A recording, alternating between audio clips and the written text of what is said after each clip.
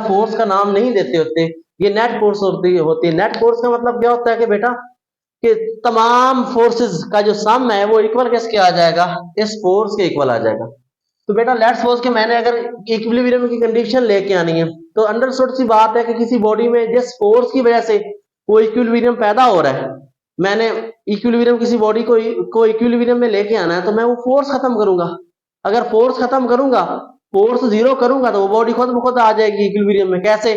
क्योंकि फोर्स अगर जीरो कर देता हूं तो एक्सेलरेशन आल्सो जीरो हो जाएगा, और जिस बॉडी के पास एक्सेलरेशन ही नहीं होगा तो वो बॉडी किस कंडीशन में होगी, इक्विलिब्रियम की कंडीशन में होगी। जरा देखिएगा, यहाँ पे मैं अगर फोर्स को जीरो कर देता हूं तो ये मेरे पास क्या आ गया, एम ए। ये जो ए यहाँ जो एम मल्टीप्लाई और राइट साइड पे आके डिवाइड होगा तो ये भी जीरो हो जाएगा। एक्सेलरेशन हमारे पास क्या हो गया, जीरो हो गया। अगर एक्सेलरेशन जीरो हो जाए तो मेरे पास भी पहली कंडीशन है वो इक्विलिब्रियम के लिए वो मेरे पास पूरी होगी, और बॉडी मेरे पास किस कंडीशन में आ जाएगी, इक्विलिब्रियम की कंडीशन में आ जाएगी। सो लेट्स सी, इसका मतलब क्या है कि सम ऑफ ऑल, मैंने क्या किया, तमाम फोर्सेस किसी बॉडी पे जो लग रही है ना, उनको मैंने क्या किया, जीरो किया है। तो उसको मैं मैथमेटिकली ऐसा लिख सकता हूं, याद रखिएगा कि सम समेशन की फॉर्म है, sum of forces is equal to zero. Sum of forces का मतलब क्या है कि लेट्स सपोज कि मेरे पास एक, लेट्स सी कि मेरे पास एक कार थी,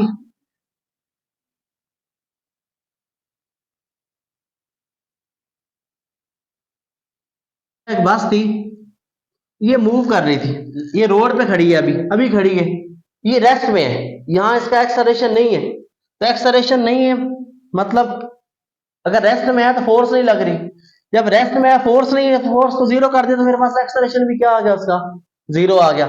लेकिन यहाँ देखिए, अगर लेट्स यहाँ एक बात और भी देखी जाए, मेरे पास यहाँ फोर्स एक नीचे को भी लग रही, जो कि वेट की फोर्स है, जिसको मैं एम जी कहता हूँ, और एक इसकी फोर्स ऊपर भी लगा, जो रोड लगा रहा था, जो नॉर्मल होती force, normal to the surface force होती है, वो लग रही है। दोनों एक दूसरे के बराबर है, तो ये रोड पे टिकी हुई है अड़ी। लेकिन इनकी डायरेक्शन देखी जाए तो क्या है, डायरेक्शन उल्ट है। फोर्सेस बराबर थी लेकिन उनकी जो डायरेक्शंस है वो क्या है, उल्ट है। तो देखा जाए तो इनको मैं कैंसिल कर सकता हूं, तो फिर भी मेरे पास इस पे कोई फोर्स नहीं लग रही। जब इस पे कोई फोर्स नहीं लग रही तो मेरे पास फिर भी एक्सेलरेशन क्या हो जाएगा, जीरो हो जाएगा। तब भी मेरे पास जो बॉडी होगी वो कौन सी इक्विलिब्रियम में होगी, फर्स्ट कंडीशन ऑफ इक्विलिब्रियम इसको सेटिस्फाई करेगी। अब जरा इसका मतलब क्या हुआ कि इस जो मैंने पहले डायग्राम ऑलरेडी आप लोगों के पिछले पोर्शन में बनाई है, उसमें ना तो कोई फोर्स एक्स एक्सिस पे लग रही है और ना ही वाई एक्सिस पे लग रही है, कोई भी किसी किस्म पे की फोर्स उस बॉडी पे नहीं लग रही थी। तो यहां मैं लिख सकता हूं sum of the forces on X axis भी जीरो है, और sum of the all forces on Y axis भी मेरे पास क्या है, जीरो है। तो तब मेरे पास बॉडी जो पहली कंडीशन है इक्विलिब्रियम की उसको पूरा कर रही होती है। So let's see second condition, देखते हैं कौन सी होती है। हमें पता है एंगुलर एक्सेलरेशन मेरे पास कब आएगा, एंगुलर एक्सेलरेशन मेरे पास जीरो कब है, एंगुलर एक्सेलरेशन आता कब है, जब कोई बॉडी सर्कुलर पाथ में मूव करे। और सर्कुलर पाथ में कौन सी चीज मूव करवा रही होती है, हमें पता है कि टार्क मूव करवा रही होती है। और टार्क के बारे में बेटा हम पिछले प्रीवियस लेक्चर में ऑलरेडी डिस्कस कर चुके हैं, जिसके बारे में हमें पता है कि टॉर्क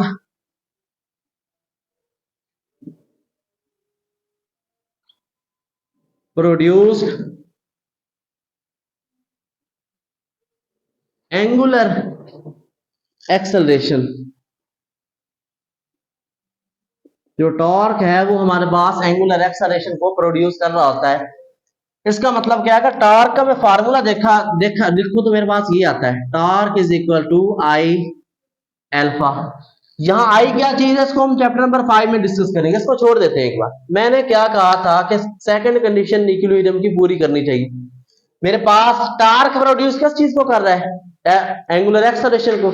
जब टार्क एंगुलर एक्सेलरेशन को प्रोड्यूस कर रहा है, तो मैंने अगर एक्सेलरेशन को ही जीरो करना है तो मुझे क्या करना पड़ेगा, पहले टार्क को जीरो करना पड़ेगा। ये टार्क अकेला टार्क नहीं है, ये नेट टार्क है हमारे पास, इसको हम नेट टार्क कह सकते हैं। अगर मैं इसको जीरो कर देता हूं, टार्क को जीरो कर देता हूं, मतलब टर्निंग इफेक्ट को जीरो कर देता हूं, या जो चीज घूम रही है उसके घुमाव को, तो बाकी मेरे पास क्या आ जाएगा, आई एल्फा। ये जो इनर्शिया है इसको जब इधर मल्टीप्लाई हो रहा है साइड पे आकर डिवाइड हो जाएगा तो जीरो आ जाएगा। एल्फा इज इक्वल टू किस चीज के हमारे पास इक्वल आ गया बेटा, ये जीरो के इक्वल आ गया। अल्फा मैंने मतलब एंगुलर एक्सेलरेशन या रोटेशनल एक्सेलरेशन को मैंने क्या कर दिया, जीरो कर दिया। मेरे पास अगर ये दोनों कंडीशन सेटिस्फाई होंगी तो तब मैं कहूंगा कि मेरे पास जो बॉडी है वो इक्विलिब्रियम की हालत में होगी। एक आखिरी डेफिनेशन जो कि पेपर पॉइंट ऑफ व्यू से बहुत इंपॉर्टेंट है, जरा उसको देखिएगा। कंप्लीट इक्विलिब्रियम कौन सी होती है हमारे पास? अक्सर डेफिनेशन ये पूछी होती है।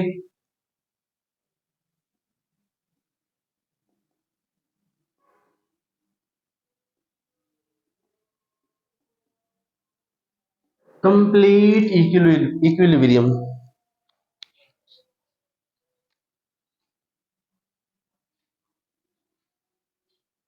when both कंडीशंस, जब भी कोई बॉडी हमारे पास दोनों कंडीशंस इक्विलिब्रियम की सेटिस्फाई, अकेली बॉडी दोनों ही कंडीशंस को सेटिस्फाई कर रही हो तो तब हमारे पास वो बॉडी के इक्विलिब्रियम में होगी, कंप्लीट इक्विलिब्रियम में होगी। When both conditions is satisfied by a body then it is said to be an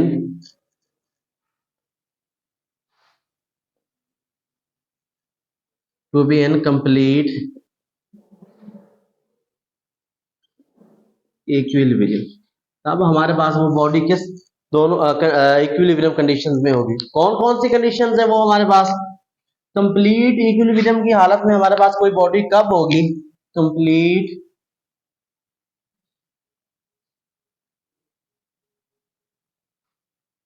equilibrium जिसमें हमारे पास दो कंडीशंस आ रही है। पहले नंबर पे कौन सी थी? Translational equilibrium. ट्रांसलेशनल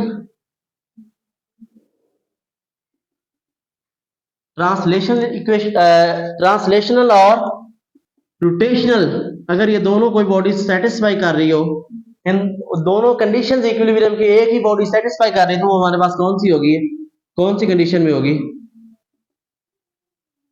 रोटेशनल में ही होगी हमारे पास। रोटेशनल और दूसरी ट्रांसलेशनल, दोनों कंडीशंस अगर एक बॉडी सेटिस्फाई कर रही है तो हमारे पास कंप्लीट इक्विलिब्रियम की हालत में होगी। सो आई होप कि बेटा आप लोगों को आज का लेक्चर समझ आया होगा। ये था हमारा आज का लेक्चर। इंशाल्लाह मिलते हैं कल नेक्स्ट लेक्चर के साथ।